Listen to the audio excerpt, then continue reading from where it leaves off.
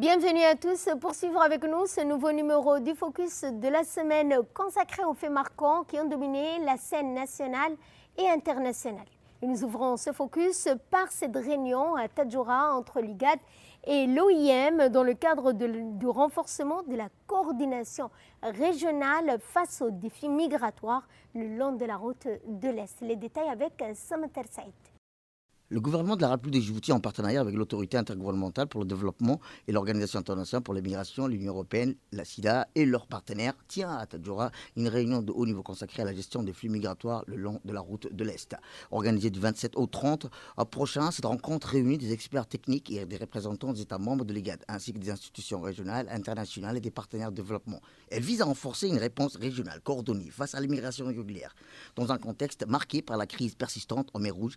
À l'arrivée, la délégation ministérielle a été accueillie à l'hôtel Gadilé par le préfet de la région. La cérémonie d'ouverture a été présidée par le ministre de l'Intérieur, son Excellence M. Saïd Nour Hassan. Dans son allocution, il a souligné le caractère urgent des stratégies de la gestion migratoire, rappelant que la route de l'Est demeure l'un des corridors les plus fréquentés et les plus dangereux du monde. Nous allons parler santé avec la célébration de la Journée mondiale de la lutte contre le paludisme, journée qui a eu lieu à la polyclinique Iftin.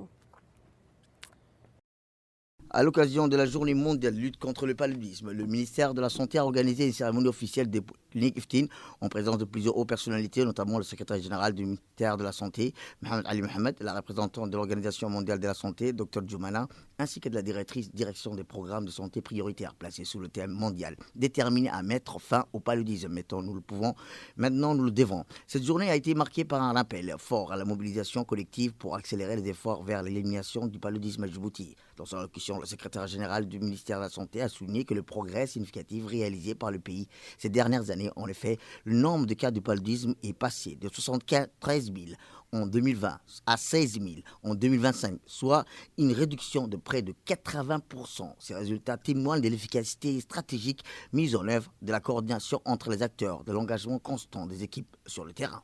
L'ambassade de Chine, en collaboration avec le MENFOP, ont organisé la journée internationale de la langue chinoise qui a été célébrée en grande pompe au Palais du Peuple.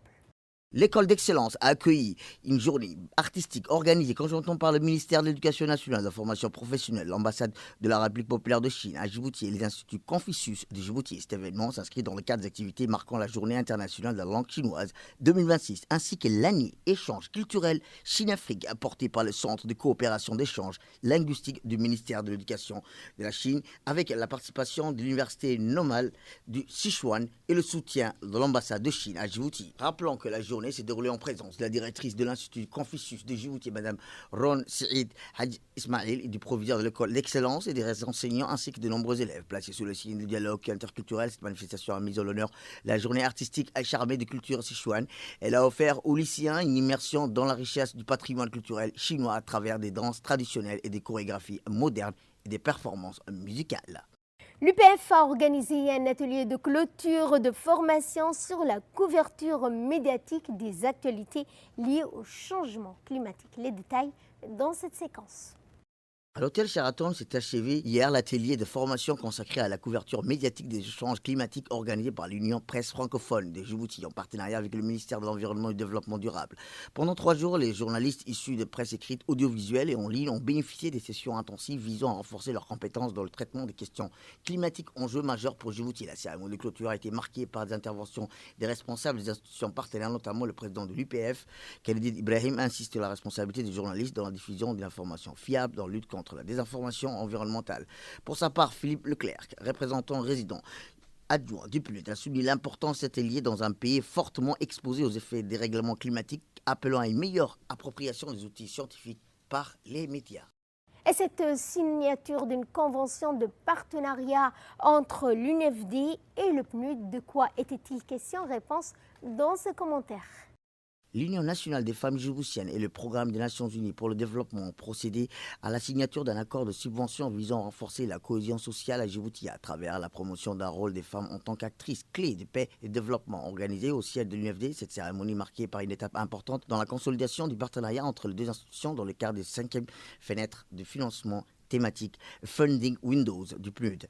Elle témoigne d'un engagement commun en faveur d'une société plus inclusive, résiliente et solidaire. Cet accord s'articule autour de deux axes stratégiques majeurs, l'autonomisation des femmes à travers le renforcement de leurs capacités économiques et la sensibilisation communautaire visant à promouvoir le dialogue, prévenir les tensions et renforcer les valeurs de cohésion sociale.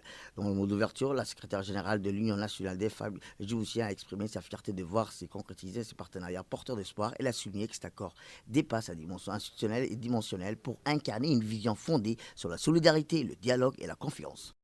Sur le plan international, les tensions persistent et les négociations autour du détroit d'Ormuz s'intensifient. L'Iran propose de lever les restrictions sur la navigation en échange de lever du blocus américain et d'une issue au conflit en cours.